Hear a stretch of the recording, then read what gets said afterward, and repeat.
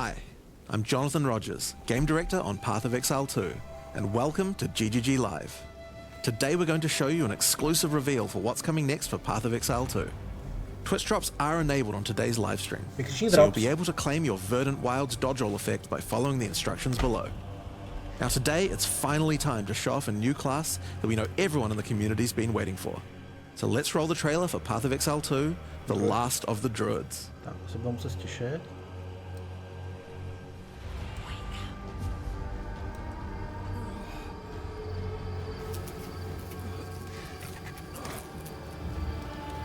Shapeshifter Druid. Well. Seklo se to! Typický jejich problém začátku ligy. We're talking to you. I asked you a question.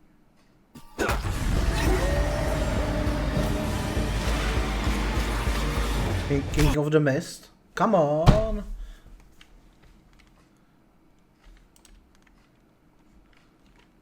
He's lost his bloody mind.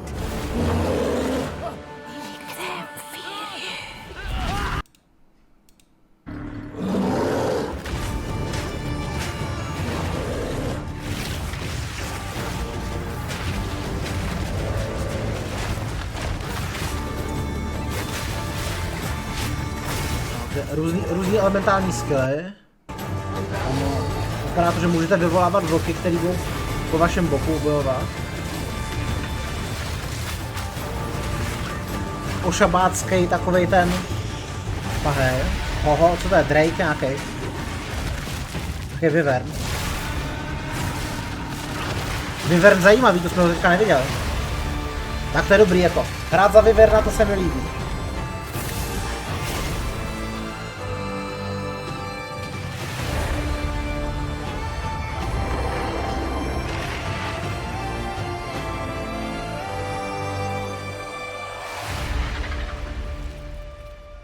I will find you, Eve.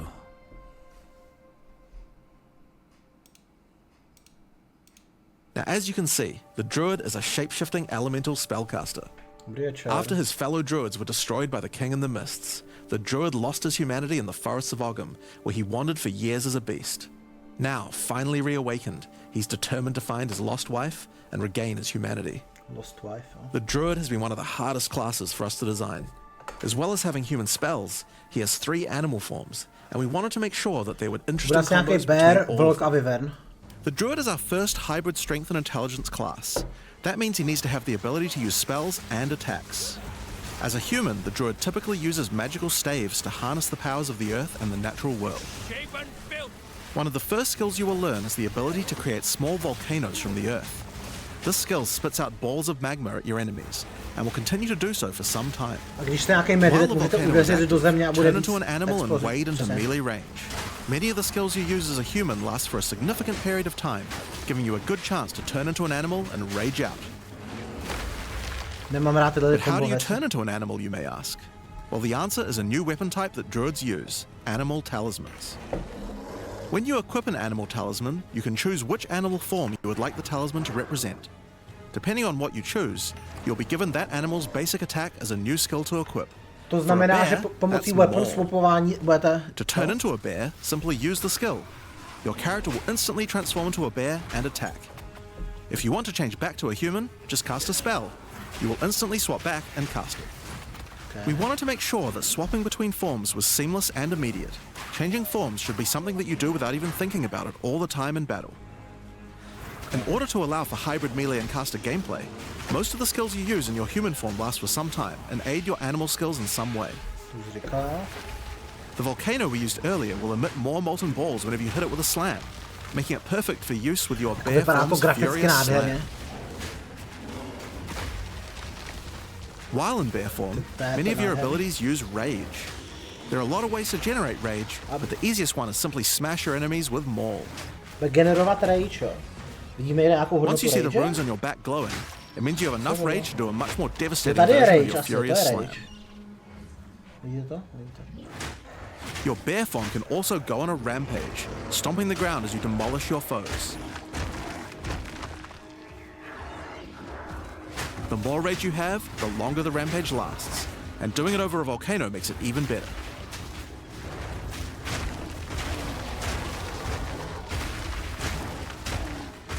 As you consume rage, your bear form will generate endurance charges, and these can be used with skills like Ferocious Roar. Ferocious Roar is a war cry that empowers your subsequent attacks to break your opponent's armor.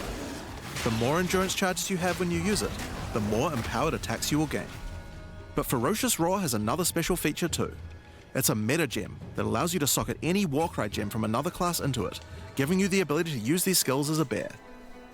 Tady udělám několik roarů zároveň, jo? To je hrozný, jak se osekne.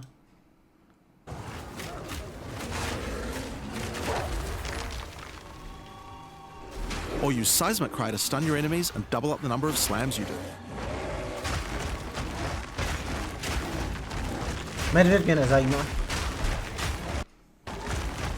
You can even use it with Ancestral Call, a skill that turns you into the fire god Cow. Ever wondered what the Karui god of war would look like if he was a bear? Finally, build up enough rage and you can use one of the bear's ultimate abilities, Walking Calamity. This skill summons a storm of fire around you for some time, while generating even more rage to power your other abilities. A true bear-pocalypse. Now the bear is known for being a slower and more lumbering animal, with slower attacks and heavy slams. But what if you want to turn into something a little more nimble? Well, let's check out the second animal form for the Druid, wolf form. For the wolf form, we wanted to go fast and furious. Even just the wolf's basic attack will leap forward and rake his foes. After attacking, the wolf stands up on two legs, but after running for a short time, he goes back on all fours, allowing to move more quickly between packs of enemies. The wolf has a lot of cold attacks based on his association with the moon, and the first of these is Lunar Assault. It's great for freezing your enemies in place.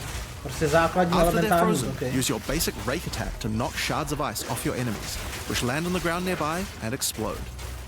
If you want to get into battle quickly, you can use your pounce attack. This skill leaps at a target and applies a mark to them. Killing the marked enemy will summon a wolfman into your side, allowing them to fight with you.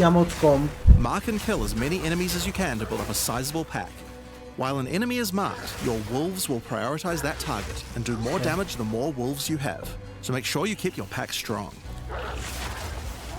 Now, one problem you might run into is your wolf pack dying in boss fights. You often don't have any enemies that you can mark and kill in order to regenerate your pack. To deal with this problem, you can use Cross Slash. Cross Slash jumps backwards and does a vicious double slash. Any marks on your target explode and triggers their abilities. This allows you to pounce to mark an enemy and then summon a wolf even without killing it. Cross Slash also has another feature though. Remember those ice fragments from before? Well, Cross Slash will propel any ice shards on the ground towards its central target. First, freeze your enemies with Lunar Assault. Then rake them to create as many ice fragments as you can. Then follow up with Cross Slash to generate a field of icy explosions to obliterate your enemies.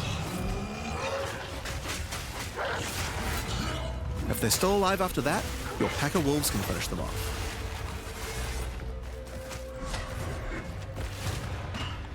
Just like with the bear's raw skill earlier that allows you to use skills from other classes, Pounce is also a meta gem that you can socket mark skills from other classes into. So for example, you might want to try adding Freezing Mark from the Monk to Pounce.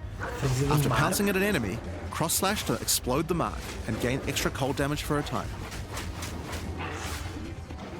The Wolf has many other ways to go all in on cold though. Using the Arctic Howl Warcry will allow you to add cold damage and chilled ground to any slam, while buffing your pack of wolves as well. You can also use it to freeze enemies that are close to being frozen, making it much faster to use your other combos. Finally, the wolf also has the ability to call down the power of the moon to transform into an Arctic werewolf with lunar blessing. In this form, you move and attack more quickly and deal extra cold damage. Consuming Rage will extend the duration of your Arctic wolf form, so you could try a hybrid bear and wolf build if you want to utilize the skill to its full effect.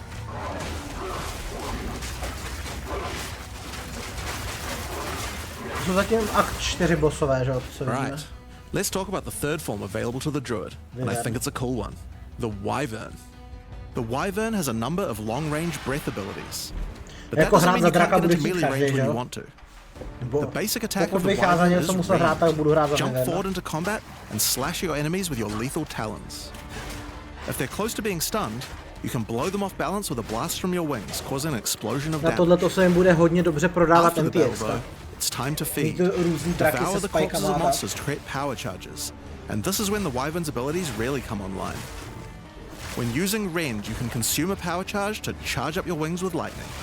Not only does this do a bunch of damage, but it allows you to turn this melee skill into a much larger AoE attack. Once your wings are charged, your Wing Blast will also do lightning explosions for even more damage. If your enemies are close to death, no need to wait for them to actually die. When you see this blue marker, just devour them alive. Fresh meat is much tastier after all. Alright, so those are some melee options, but how about range? Well, you wouldn't be much of a dragon if you couldn't breathe fire after all. Rolling Magma is the first of the Wyvern's breath attacks. Okay. Spit balls of fire that bounce on the ground. These balls will trigger volcanoes as well, so it's a good idea to cast one as a human right before you start spitting. But that's not all you can spit. You have something a little... nastier in that gullet of yours. Spitting a barrage of oil at your enemies will cover them in a viscous sludge that makes them easier to ignite. If you have power charges though, plant your wings in the ground and vomit a barrage of lightning-infused projectiles. The more power charges you have, the longer you can do this for. But make sure you keep your foes at range. You're vulnerable to melee attacks while channeling this skill. In order to help with that, let's take a quick diversion back to some of your human abilities. As a Druid of Scoth, you have the ability to harness the power of nature to create entangling vines to slow down your enemies. Another of nature's punishments is the thunderstorm. Creating one of these will create periodic strikes of lightning from the sky, and will also make your enemies wet. Why is that useful? Well, of course, things that are wet are easier to shock. Use it with lightning damage from your Wyvern form to enhance your damage. Making things wet also makes them easier to freeze, so it works nicely with your wolf form as well. And you know what else likes water? Plants. Water your plants to give them various extra abilities. Use Lightning Storm with Entangle to make them last longer and attach more vines to each enemy, slowing them down. Summon Thrashing Vines to slam at your enemies for a time. Any that are created in water will be larger and deal more damage. A teďko je to naopak, teďko je problém chodit přes bílý monstry a bo se one-shotnete tam nadstakujete jak time to really lay into them with our lightning-infused barrage. Now, this last Wyvern ability is just ridiculous, but we felt like we had to do it. Use Flame Breath to take to the skies and rain down a stream of fire on your enemies. You have wings, so we have to take full advantage of them after all. So fly around and burn in it. Jako vypadá to nádherně tohle.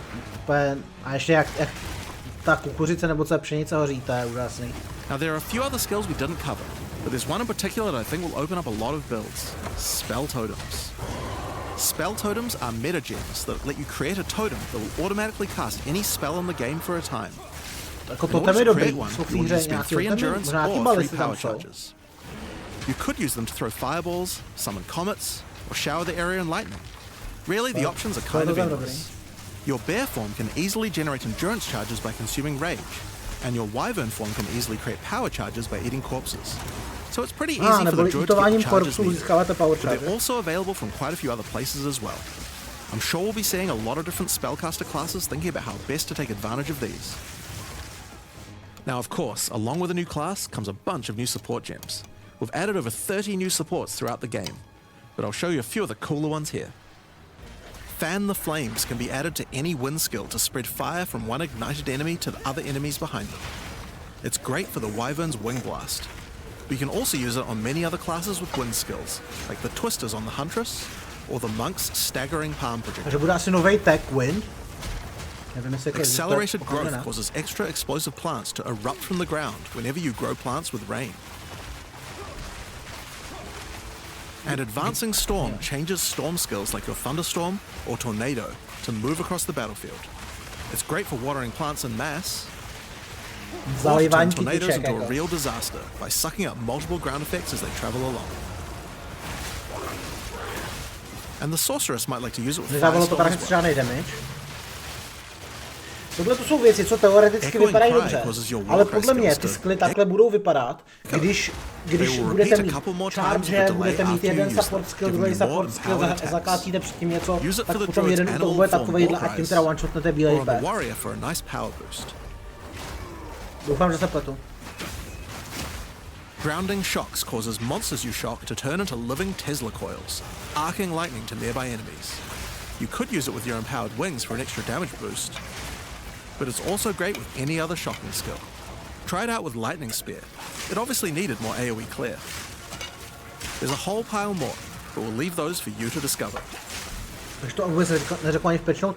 Now with a new class comes new Ascendancy classes. The Druid will have 2 options for now, with a third being released later. The first class is the Shaman. The Shaman channels nature's elemental fury and can harness rage as a spellcaster, unifying his animalistic and magical tendencies. By allocating Druidic Champion, you gain spell damage the angrier you are, and with Furious Wellspring, you generate rage continuously and can spend it to empower your spells. With the knowledge of the Asmerian Magi, the Shaman can harness untapped power from runes and idols. After allocating Wisdom of the Magi, you will notice that all runes and idols have extra mods only available to the Shaman. Oh. These new mods unlock countless new possibilities for enhancing your build. Oh, zajímavý. You can also allocate Bringer of the Apocalypse, allowing you to become a walking natural disaster. After dealing enough elemental damage, storms of all elements rain around you, destroying all who would face nature's fury. There are other abilities for the Shaman, but I'll just show a few from each class for now. The other Druid Ascendancy is the Oracle. The Oracle perfected the power of foresight and utilizes this in combat to gain massive advantage. When taking Fateful Vision, you will see visions of your future self using specific skills. If you decide to follow this path by using the skill yourself, it will do significantly more damage. Jo, takhle, takže ono vám to řekne, jaký skill máte jako použít, a když ho použijete, tak to bude silnější. To znamená, že budete hrát hru, která vám říká, co máte dělat. Ať se dobrodnou. To see a vision of the enemy's future, and then merge it with the current timeline, allowing him to deal damage to both. And one of my favorites, when you first become an Oracle, you'll notice over 130 new extra passives appear in the Druid section of the tree. By allocating the Unseen Path, you use your power of foresight to learn from alternate futures and gain skills that would otherwise be unavailable to you. To je zajímavý. For example, self-sacrificing allows you to be able to summon more minions by reducing their spirit costs, with the trade-off of making your reservation skills cost more spirit. Or Corruption Endures, which allows oracles to have a small chance to avoid death. Trošičku si nemyslím, že to je správně tohle. Je to cool teďko, ale podle mě je správně, aby k tomuhletomu všemu měli dost přístup i ostatní klasy. Myslím, že v pohodě teďko na tuhle ligu, kde je Druid novej, ale řekl bych, že od příští už by to mělo být pro všechny. As a demon, you can also use Molten Crash, a jumping slam attack that leaves fissures around you. This unique also continuously grants glory, allowing you to use your ultimate abilities more easily. Now, of course, the Druid isn't the only thing we're adding to 0.4. We still have a bunch more to show. With every new release, we create a new league with new mechanics, new pinnacle bosses, and with a new story to tell. And this time is no exception. So let's roll the trailer for the fate of the Vaal. The palace of Queen Atziri. It is a ruin, but in the dark, machines still churn.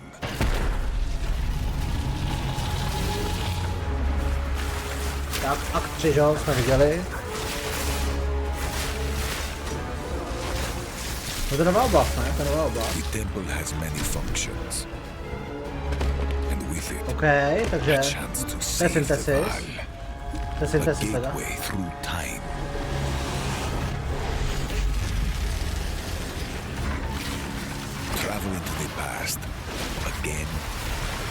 Neboli jo, tak to je něco mezi Incursion ligou a Synthesis ligou, že tam stavíte ten temple. Právě. Stavíte temple, a chcete to připojit k Assyrii. Nejmál. Je to prostě jediný stavění temple.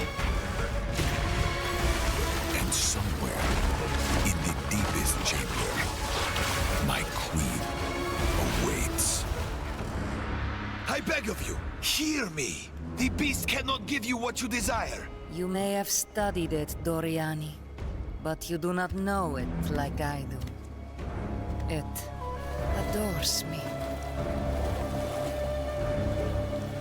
Come now, give unto me your desire. At last fulfill my soul. Takže budete bojovat proti Beastovi? A nebo Beast možná nějak ojede a Ciriapom budete proti nepřátelské Aceri bojovat? I'm Mark Roberts, Game Director on Path of Exile. In the fate of the Vaal League, you will find remnants of the ancient Vaal civilization scattered throughout Rayclast. They seem to attract nearby creatures and affect them strangely. After killing them, the remnant appears to gain some amount of power, but not enough to fully activate it. It seems you will need to find 5 more of these arcane devices, and sacrifice the monsters you find there to fully activate one. But things don't always go to plan. These devices are old, and sometimes infected by corruption. Twisted versions of ancient Vaal may emerge, and sometimes věci, co se mi nelíbí, že se mi zdá, že musíte být delší dobu na jednom místě. To není Path of Exile. True purpose. A portal opens and takes you deep underground to a lost temple, once the home of Atziri, Queen of the Vaal. What treasures could still be inside? I think you're gonna want to find out. In front of the entrance is a console of some kind, and on activating it, you can see a map of the temple. Atziri's personal chambers are on the far side, but how could anyone get there? There are disconnected rooms, and the layout doesn't seem to make sense. And that's when you realize the purpose of the ancient devices scattered through Rayclast. The temple is powered by sacrifice, and this energy can be used to modify the very structure of the temple itself. Each time you run the temple, you will be given 6 rooms that you can place, allowing you to craft your own dungeon to explore. Place paths to link up the dungeon, and place rooms beside them full of precious loot. After you are happy with your choices, open the temple and discover the results of your efforts. Each room contains different challenges along with its rewards. On entering a room, the doors will slam shut behind you and you will need to face the encounter within. But choose wisely. It's important where you place the rooms to get maximum returns. For example, when placing a commander, you could just place it anywhere along an existing path, but a much better strategy is to place it next to a garrison of troops for him to command. With better leadership, the garrison will level up, making the monsters harder, but also more rewarding. Different rooms have different requirements for leveling up. For example, if you want to fully level up a smithy, you will need to supply it with golems from an adjacent golem works, and hook up a generator to the power network to supply it with power. After doing so, the golems will be powered up, making them much more dangerous. You don't need to memorize what interacts with what. When selecting a room, you will be shown the locations that will make other rooms level up, and exactly what effect it will have on the temple.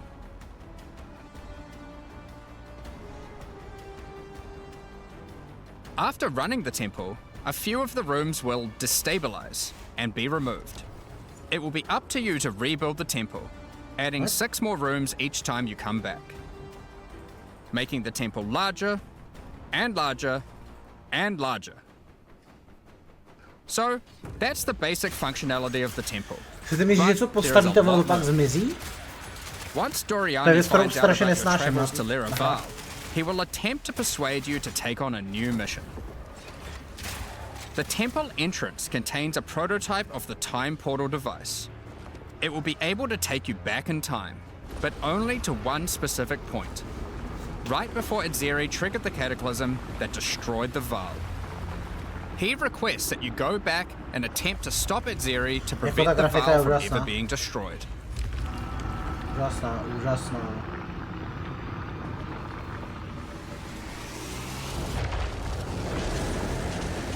Atziri is on the far side of the temple, so you will need to expand the temple significantly to get to it. And even worse, her chambers can only be unlocked by a room that isn't currently accessible to you. In order to deal with that, you are going to need to visit the architect of the temple.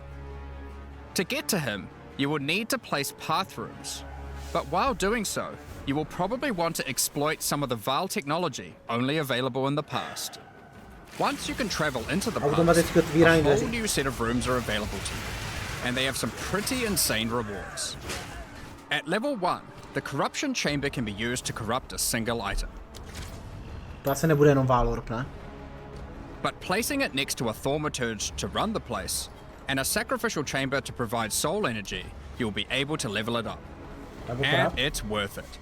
Because once you get the room to level 3, there are some very nice rewards to be had.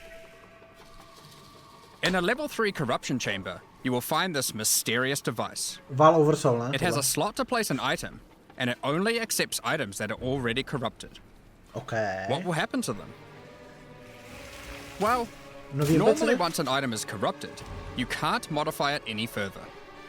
But this device allows you to corrupt your item a second time, adding another enchantment.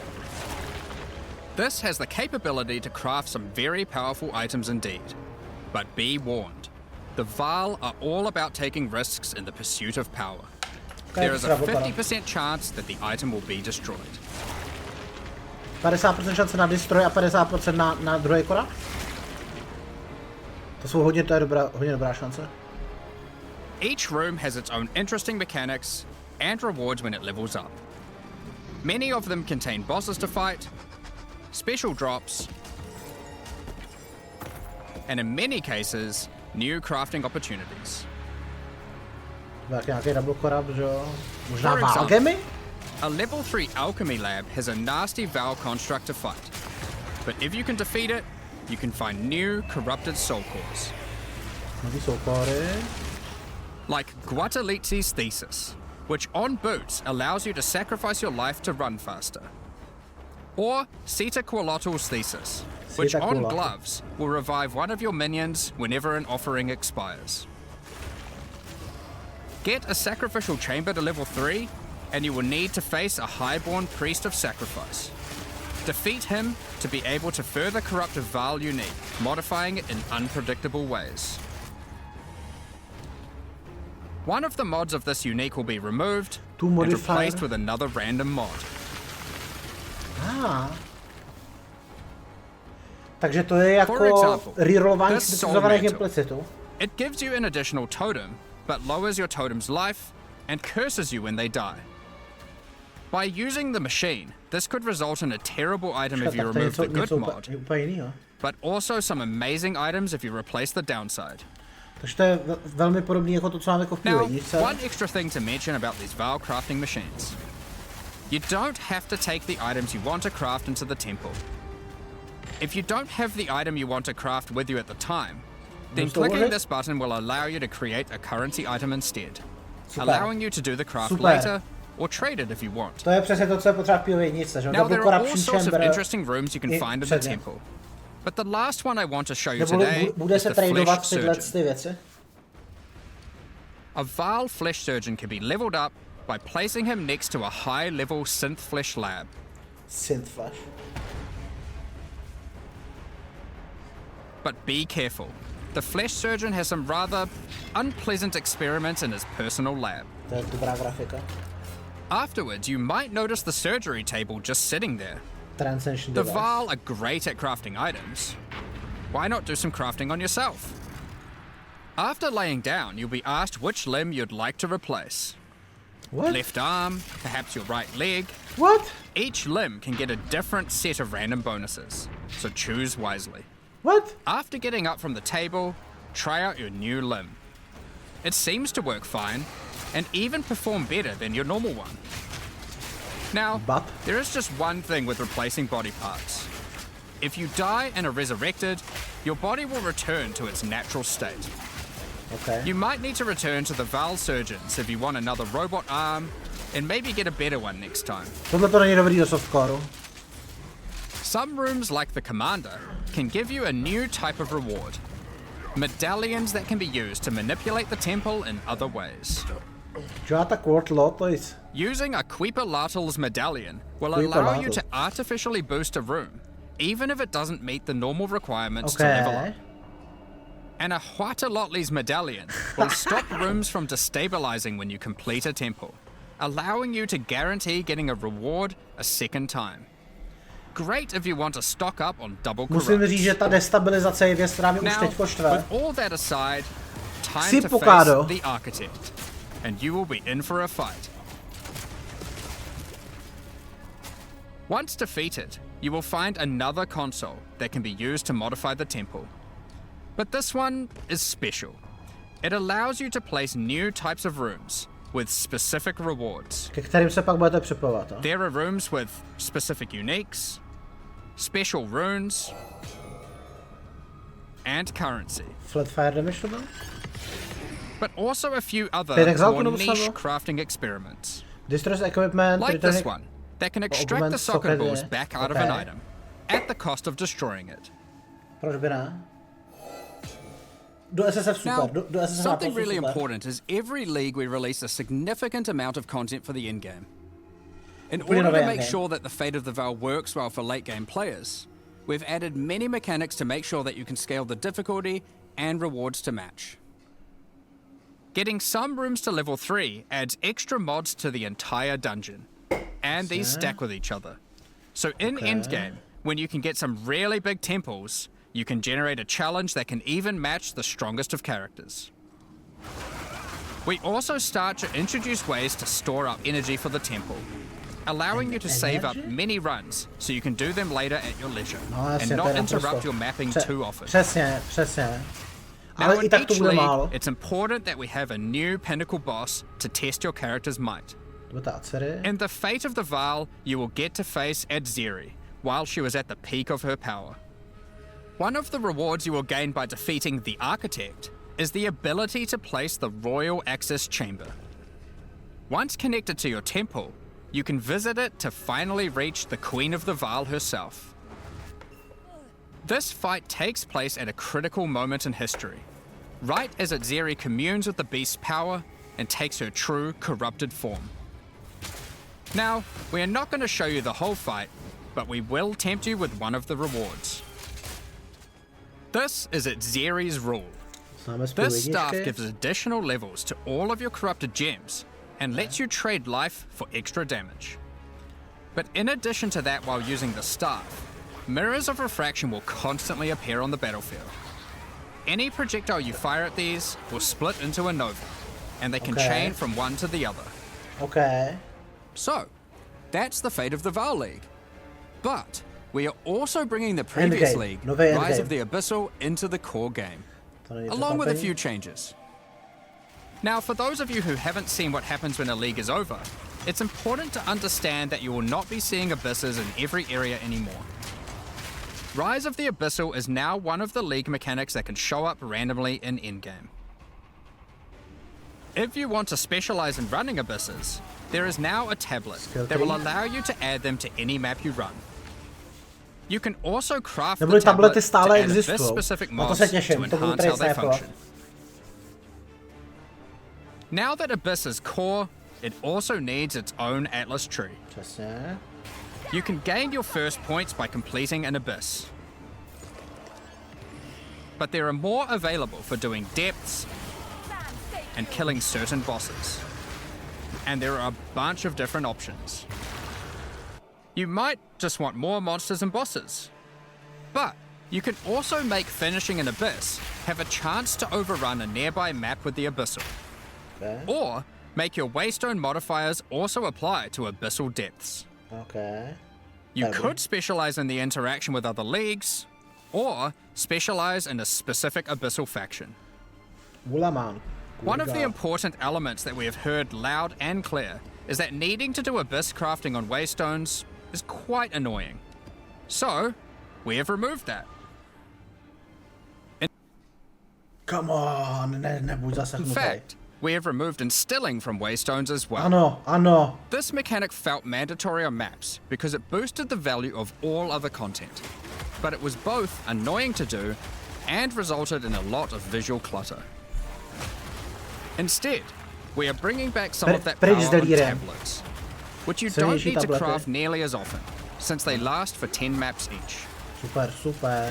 Once you defeat the Arbiter of Ash, you will be able to upgrade tablets to a rare with 4 mods using regular currency. Rare tabulky, to se bude Even snipovat. this isn't enough to fully bring back the power you could have gotten from instilling, so we have also buffed the bonuses that tablets give.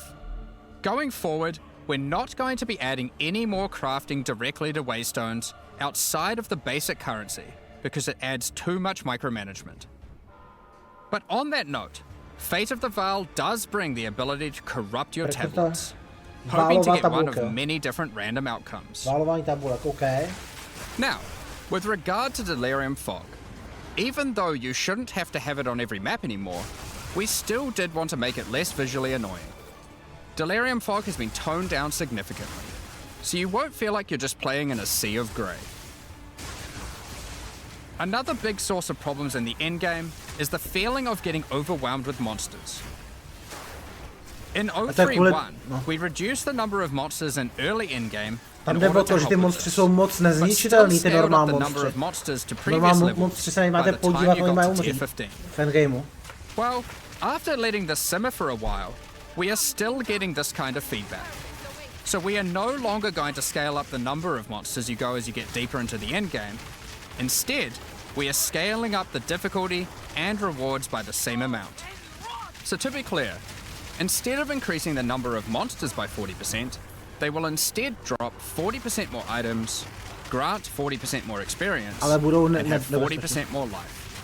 In addition to all the normal scaling they get due to being higher level. To znamená, že budete mít ještě nesmrtelnější bílý monstry. Not bosses. Fakt výborný. We have also reduced the speed modifiers that monsters can get sometimes, which also helps a lot with this.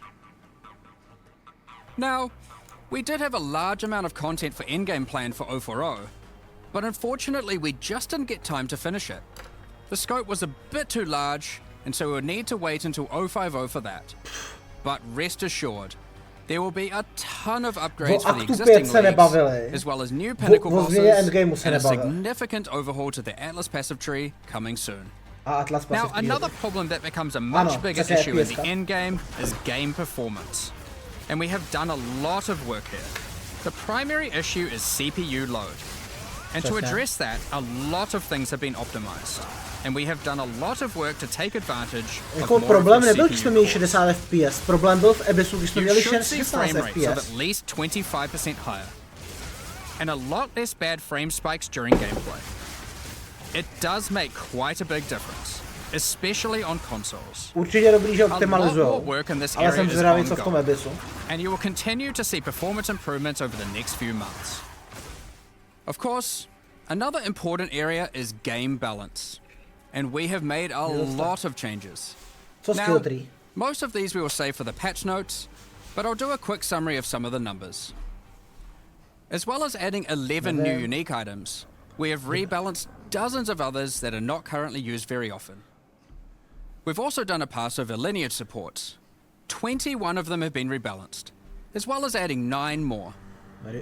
Alongside the 2 new Druid ascendancies, we have made balance changes to almost all the others, with some of them getting a grander rebalance, such as the Smith of Katava. Alongside the 20 plus new Druid skills, we've also rebalanced 90 other active skills across all the different classes. And to top it all off, there are also over 250 new passive skills added to the passive tree. These changes should go a long way to increase the viability of many more skills, uniques, and overall build variety that can tackle our most challenging content. Next up, we're going to be talking about our new supporter packs. Today... Tohle jenom dejte nám peníze. Takže, jak bych to shrnul? Já bych řekl, že obrovský zklamání pro mě. Nestalo se ani to minimum, co jsem očekával, a to je akt 5. Jak jsem už říkal, já si myslím, že akt 5 a akt 6 přijdou zároveň. Jako, není velký předělání endgameu, typu jiný Atlas. To byla jedna z věcí, co jsem očekával. Není akt 5, to byla jedna z věcí, co jsem si říkal, že téměř jistě bude.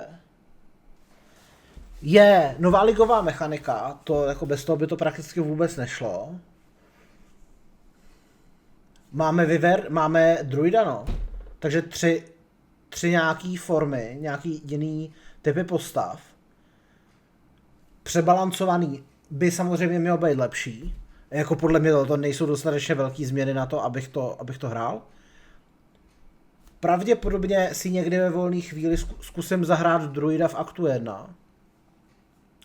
Uvidím, jakým způsobem to bude s tím trade snipováním. Já se trošičku bojím. To bylo od aktu 4, že jo?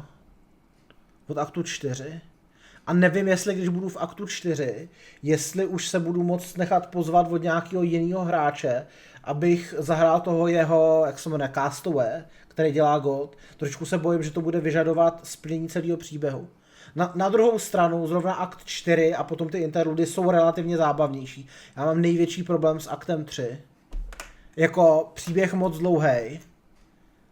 Žádná změna v příběhu, myslím, že to je problém, myslím, že to je problém, to pro mě není dostatečně zajímavý, řekl bych, že jediný, co mě jako na PoE 2 bude zajímat, jak se ovládá velmi early ten Druid a potom jestli můžu trade snipovat.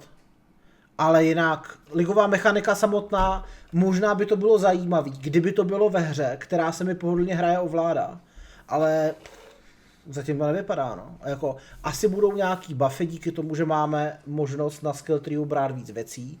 To by asi mělo být celkově silnější, ale tohle fakt není něco, co by mě motivovalo. Takže já nevylučuju, že jeden, dva, tři věci budu streamovat nějaký průběh příběhem, ale rozhodně Path of Exile 2 nemá to, co by musel mít pro to, abych vůbec uvažoval, že bych to nějak dlouhodobě zhrál. Příběh bude na 14 dní s touhle postavou. No, já si myslím, že pro mě to, že já nezvládnu dodělat příběh za jeden den, že mě to takovým způsobem přestane bavit a bude tak dlouho. Podle mě to musí být, když jste trošku znalej člověk, to odehrát do 10 hodin, a když se snažíte, tak jako maximálně 6. A myslím si, že teď je to minimálně dvojnásobek. Tohle to není pro mě. Bude to nadlouho, že si postavíš, že to OP je mega risky, cože tak co je tohle něco, kvůli čemu budeš další sezónu? Není, no. Docela nestíhají dělat dvě hry zároveň. Je to tak, ale na druhou stranu jako mě to zas tak nevadí. Prostě vyjde PoE 1, já jsem spokojený, tu hraju velmi intenzivně plus minus týden, potom to tak nějak trošku utichá, potom vyjde PoE 2, s tou se vůbec nestresuju, jo? Udělám ten stream o uvedení nový ligy, jako dělám teďko, potom dost možná si zahraju ten příběh během 2 týdnů nebo něco takového. Čekat. At 11 AM NZ time, we'll post the patch notes. Za 2 hodiny. With release at the end of next week, our community team will be posting crucial information you'll need for the release. Keep an eye on the news. Thanks for joining us today and checking out our latest developments. We're looking forward to playing alongside our fellow shapeshifting exiles, all while uncovering lost Vaal secrets by doing some dungeon crafting.